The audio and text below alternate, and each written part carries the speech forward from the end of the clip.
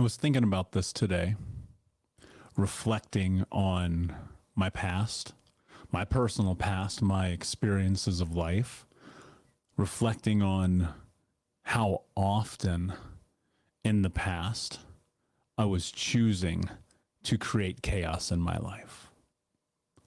What's up, Unbroken Nation? Hope that you're doing well wherever you are in the world today, my friends. Let me ask you this question. Are you actively creating chaos in your life?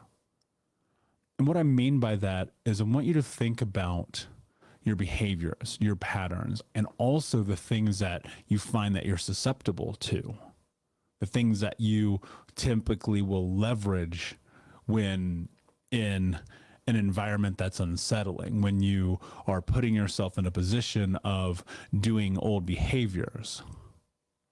Do you ever pause and just really ask yourself why? Think about the style relationship you're in, or career you're in, or friendships that you have. Are those somehow reminiscent of childhood, of your past, of growing up? Right? We learn from modeled behavior, right? And if you take that into consideration and you really sit in that, one of the things that you know to be true is that most of the things that you learn from someone else. You know, you hear people say there's no original ideas anymore. That might be true. I mean, there's like 8 billion of us and we've been around for a very, very long time. I wouldn't be surprised if there wasn't some legitimacy to that. And so if you take that into consideration and you believe that that's true, at least to some extent, then that means all the information that you're bringing in from another party, from another source, from another experience, one that you model yourself after because, and especially in youth, when you are processing and making meaning of circumstances, you say, oh, this is probably the way that this works. And so because this is probably the way that this thing works, relationships, money, friendships, the way you communicate, the way that you act and carry yourself, the way that you dress, right? Everything to some extent is modeled. You are looking at the world and you're saying, okay, this is what I think the world is. I'll give you a perfect example of this. Growing up, my mother and my stepfather screamed at each other all the time. My mother screamed at me. My grandmother screamed at me. Sometimes teachers screamed at me. Now that might have been my fault, but in general, there was a lot of yelling and a lot of screaming all the time in all the environments. And so when you think about modeling and making meaning of those experiences that you have, the thing that comes to mind is, well, that learned behavior begins to seep itself into my psyche, to my narrative, into my understanding of the way that this is the way that the world works. And because of that, I then use that same information to now communicate. You know, if I look at my first relationships, actually, I'll even go back further. I'll look at the way I communicated with my brothers. All I did was yell at them, get massively upset over nothing. I mean, you know, it's funny. I'll laugh sometimes, or some of the stories that we share with each other. I'm like, I don't even understand how that's feasible, how it's even plausible that I could behave that way. And well, now I understand, of course, looking at the situations that lead through that and to that. So we would yell at each other all the time, and we're kids, 8, 9, 10 years old. Well, then that's how I started communicating with friends. We'd yell at them. Never forget one of the conversations I had with one of my best friends, just berating him. It was vicious. And that's how I dated. And that's how relationships were. Yelling, screaming. My first girlfriend, all we did was yell at each other. Because guess what? Her parents yelled at her too. And so that was her communication style. And more so, there was a lot of hitting. And so she would hit me all the time, right? And that was her communication style. And so again, here we are, learn behavior. And then you stay in that for a very long time. And that could be in that immediate relationship and those immediate friendships. And then you find out that maybe that doesn't work. And then fast forward 10 years, you're still in that same behavioral pattern. Well, at one point, you're going to have to sit and think and look at the behaviors that have structured and helped you understand your life are often the very behaviors that are hindering you from creating the life that you want to have. What does that mean, really? Well, it means effectively whether it is consciously or subconsciously, are choosing to create chaos in your life. And chaos to me is this thing where life is not only just out of control to an extent, but it's daunting and painful and unfulfilling and not joyful. And you're just constantly in this place of like, ugh, I hate life. Everything around me sucks. Everybody sucks. I'm miserable. Well, what I had to come to realize, and what I think unfortunately a lot of people in this journey have to come to realize, is you might just be a culprit in your own chaos. And that was me. Not only in this yelling thing, I'm using this as an example because it's kind of an easy one. I think a lot of people can relate. And so in my mid-20s, when I started this healing journey, I noticed I was still communicating that way. And I was paying attention to it. And more so, I was paying attention to the aggravation and the frustration that I would have. There'd be these days and these moments where just the smallest thing would drive me over the edge. I mean, most people who know me now probably can't really fathom that. I wouldn't say I'm stoic, but I am generally calm. I stay away from drama as much as humanly possible, even though, of course, like anyone, I seem to introduce it on the occasion. And I'm very melodical in the way that I think about the world. I do not think that's the right word I wanted to use there. But in the way that I think about the world, it's kind of being even keeled. That's a better use of a word here.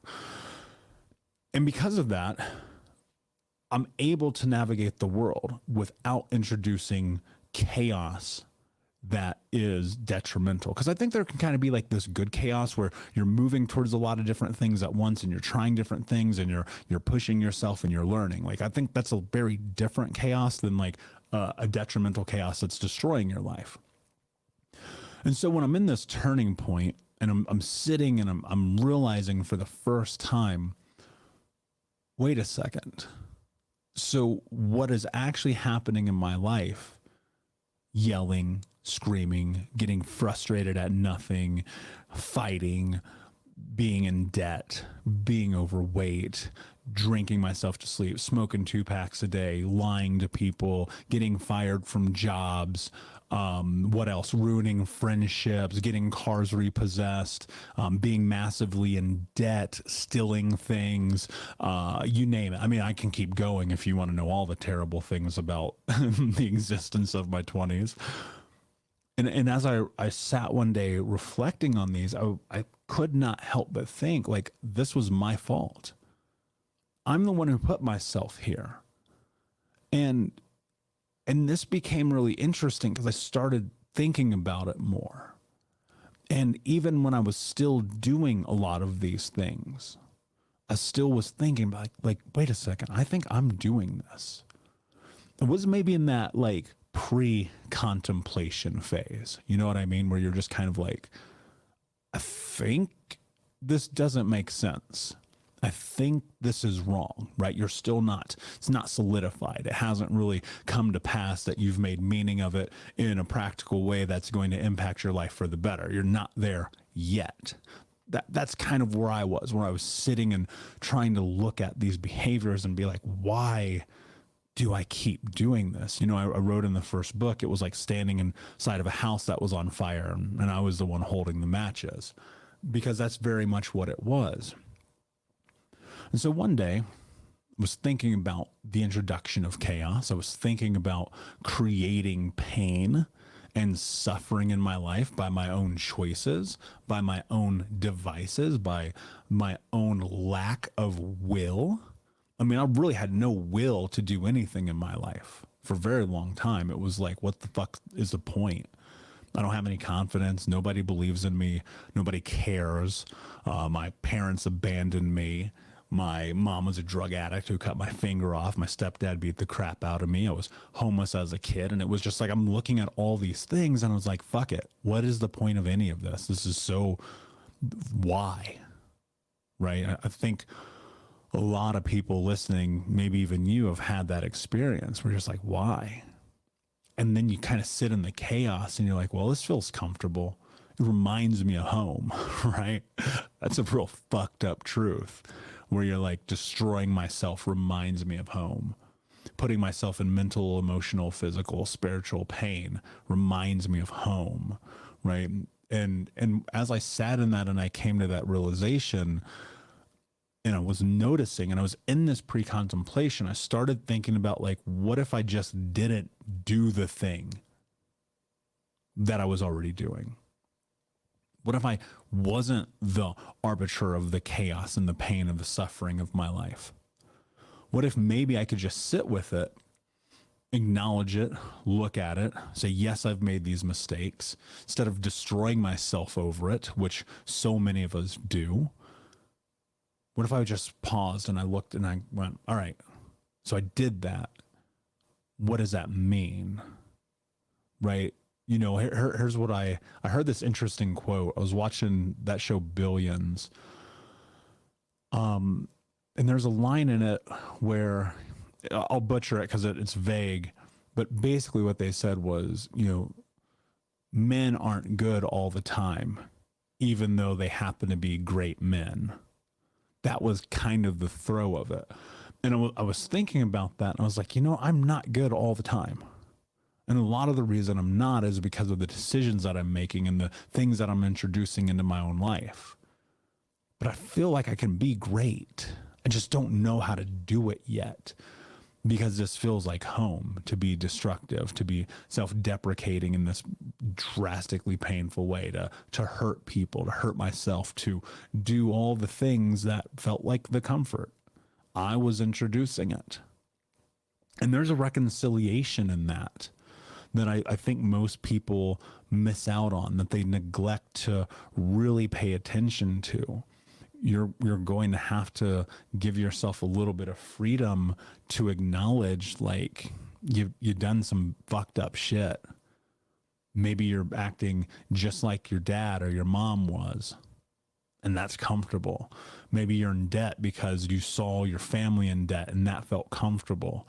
Maybe you're in a volatile relationship because you witness volatile relationships and you think that's the way that it's supposed to be.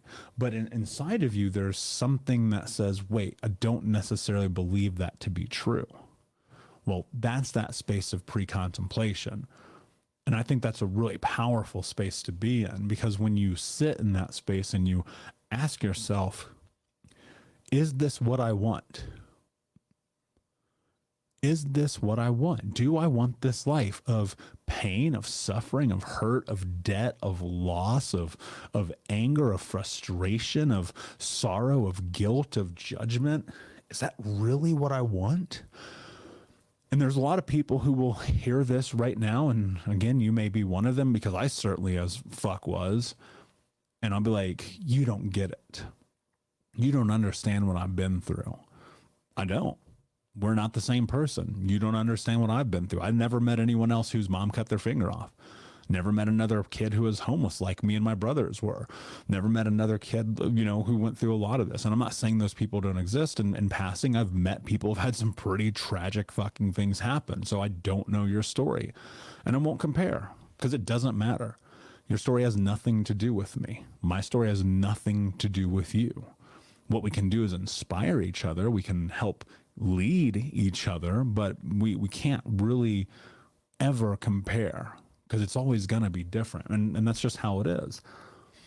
And so if you're one of those people listening to this right now and you're like, you don't get it, everything's so difficult, everything's hard. Yeah, sometimes it fucking is. Sometimes life is really fucking hard. Sometimes life is really fucking difficult. Sometimes you cry yourself to sleep, and sometimes you want to punch the wall and you want to scream at the world. Okay, yeah. So what are you going to do about it? Because at certain points in this journey, in this life, in this thing that we're doing, you have to face the truth. Like, you are fucking playing a role. You are playing a role in this journey. And it's really easy to be avoidant of that because it is a painful recognition. It is one of the worst days of my life. I'll never forget this. I don't think I've ever shared this story.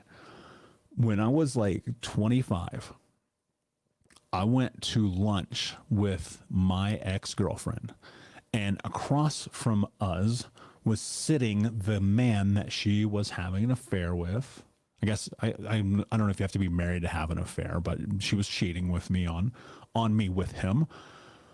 And lo and behold, they end up getting married on my birthday and having kids. And I remember in the moment being like, you know, when you have that feeling something's just off. And I thought to myself, this is my fault.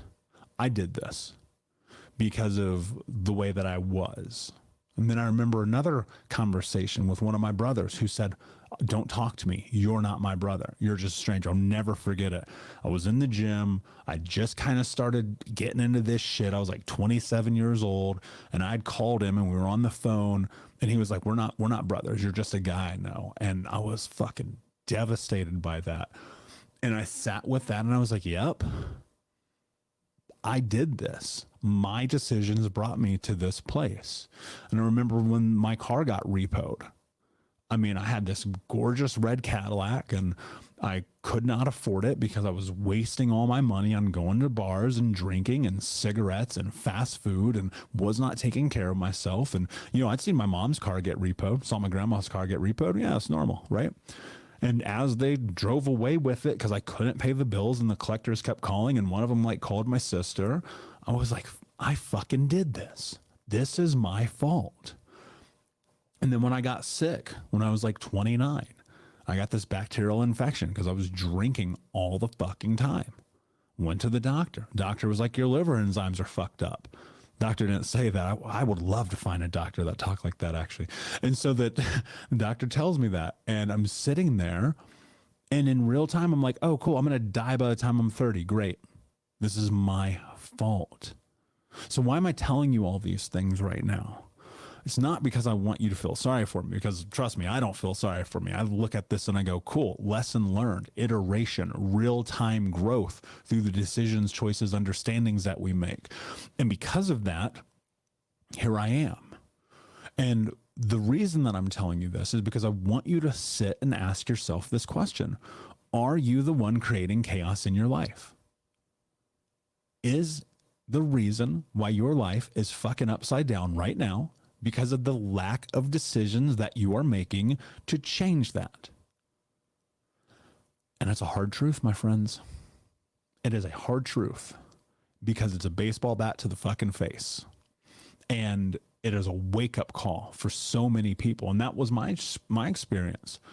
Sitting in all these conversations time and time and time again about the lack of responsibility, the lack of accountability, the lack of decision-making, the lack of choices, the lack of using my values, the lack of showing up authentically, the lack of boundaries put me in these situations.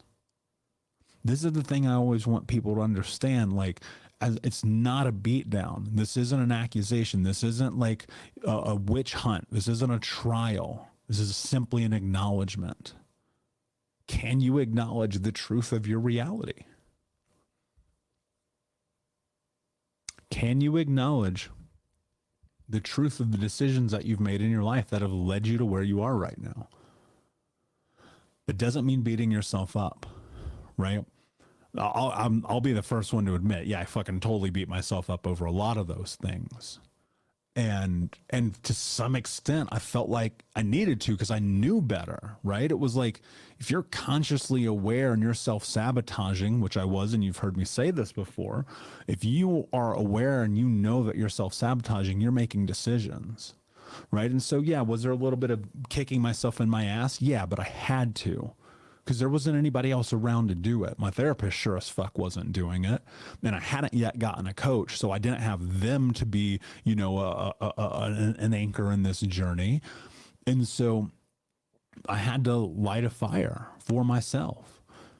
And that's the thing you have to contemplate right now. When you ask yourself this question, Are you the one creating chaos in your life? If the answer is yes, then you're making a decision. You don't have to be in debt. You don't have to be in a bad relationship. You don't have to yell and scream and fight. You don't have to have siblings that hate you. You don't have to have, a bad liver. You don't have to have all of these things. You don't have to, but you might be choosing to. And you can choose the opposite, but you have to be willing to make that decision. So ask yourself the question, am I the one creating the chaos in my life?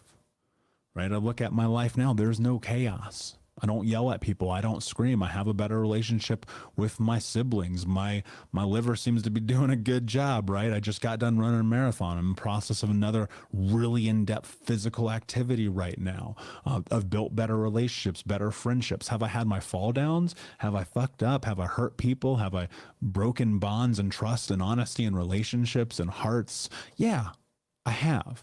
And that is a part of the journey. It's part of the iteration of going, fuck, okay, cool. I learned something. I figured something out. Let me understand why that happened. Let me understand how I was able to do so well for so long and then fall back, right? One of the things, if you go back to early episodes of this show, I always used to talk about is this journey is this process of learning. And when you learn something, you adapt it.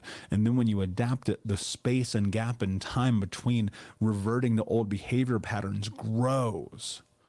And it becomes bigger and bigger and bigger. And then eventually one day you'll be like, I made this mistake all the time. And now I haven't done it in 15 years, right? I have a great friend. I won't say their name. I'll ask them permission to, because I want to share the depths of this story. But basically what happened is they were in AA and they'd been sober for a long time. And then they weren't sober again. And that long time was like 15 years. And then they weren't sober again. And then they had to start over. But they started over with more information. They started over with a better understanding of who they were. They started over with the understanding that they had introduced the chaos to their life again, but they had done so because of an event that had happened. And today, they're like 20 years, I want to say 21 years sober. Again, this person's quite older than me. But they're someone I look up to and someone I trust. And so that's why I'm not using their name, because I don't know if they want me to publicly share this information. But my point in that is, like, even people like me and people who mentor me and people who are leaders and everyone that you know on planet Earth, we fall back, we make mistakes, we introduce chaos again, right? But when you step into acknowledging it, looking at it, and addressing it, you can remove it so much faster than the way it used to be. And my hope is that you'll get honest with yourself, just nakedly and painfully honest. Because a lot of times we just sit around and we lie to ourselves all day. We go, this is fine. You've seen that meme of like the house on fire and I think it's like a puppy or a cat or something. And they're like, this is fine. That's your fucking life. When you are unwilling to acknowledge that you may be the cause and solution to all your problems. I want to let you know, the book Think Unbroken is for free right now for an ebook. If you go to book.thinkunbroken.com, I wanted to make it free. The ebook is, if you want to buy the book, you're welcome to. I don't care. But I wanted to make the book free because it's heading 3 years. I think we're gonna have our 3-year anniversary here soon, which is like mind-boggling to me. And I want it to be free because my mission is to give people tools. So if you go to book.thinkunbroken.com, you'll be able to check it out. And as you know, of course, there's no ads or sponsors on this show. It's only Think Unbroken. And so if you can do me a favor and leave a review of the show on iTunes or Spotify or wherever you listen, that helps people find the show. That helps us go up in the rankings. And if you found this episode to be powerful or impactful, do me a favor, screenshot it, put it on social, share it with a friend. Somebody might need to hear this. You could help save somebody's life today if you share this. Appreciate you, my friends. Thank you, Unbroken Nation. Thank you for listening. Thank you for being a part of this. Thank you for choosing to take chaos out of your life. And until next time, my friends, be unbroken. I'll see ya.